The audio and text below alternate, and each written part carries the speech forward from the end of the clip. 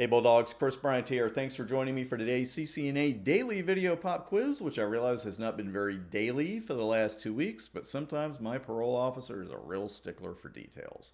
Anyway, I do apologize for that. We're back on a daily schedule, and let's go ahead and hop over to today's question. Even if you think you know the answer, stick around because A, it might surprise you, and B, I got a little lab work here I want to share with you in today's answer. But first, before we have an answer, we got to have a question.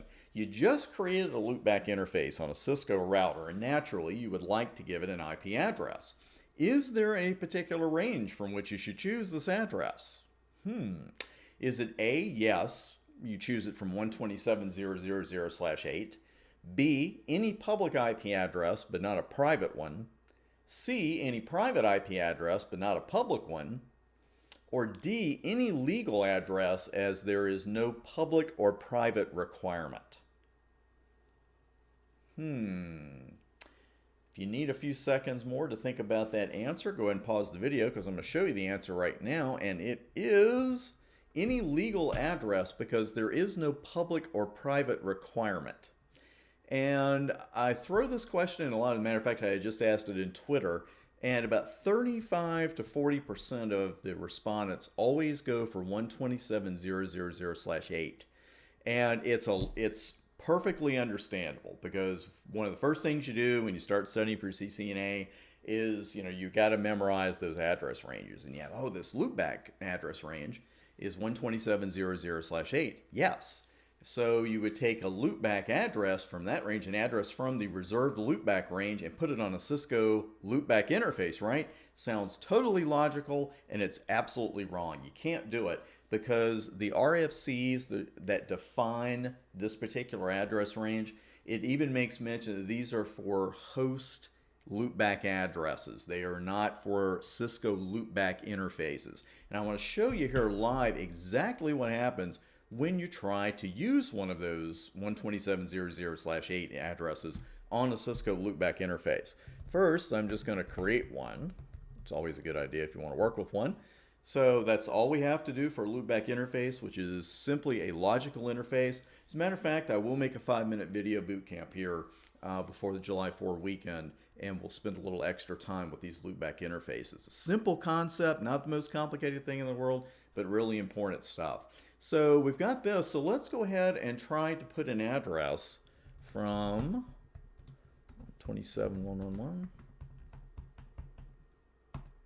And immediately you get told not a valid host address, 127.111. Now, of course, sometimes Cisco router and switch messages are extremely descriptive about what the problem is. Sometimes they really don't tell you squat. This one's kind of in the middle, because it's saying, well, it's not a valid host address. But again, and I went through the exact same thing in the ancient times when I started studying for my NA. Well, why isn't this a valid host address then? Well, again, it's not a valid host address because it is from a reserved range that sounds like it's for Cisco router loopback interfaces, but it simply isn't. Now, what would happen if I tried just to put a private IP address on? And let's see. Let's go with 172. We're always using the A's. No problem. It will accept a private address. Now, would it accept a public address? The answer is yes, but we'll go ahead and just go up one there. And that's all there is to it. So again, you can put a private IP address on there. You can put a public IP address on there. But the one thing you can't do is use an address from that 127.0.0.0/8 range. Nothing to it. Small detail, but very important. I would be astonished if that didn't come up on your exam in some way, shape, or form.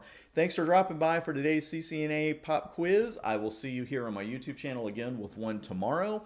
And also a quick update on the books. Still working with Amazon on those, but we're looking late July right now. And my CCNA Video Bootcamp returns to Udemy on July 27. I will see you there, and of course here with the exclusive discount code. Thanks for watching, and I'll see you tomorrow.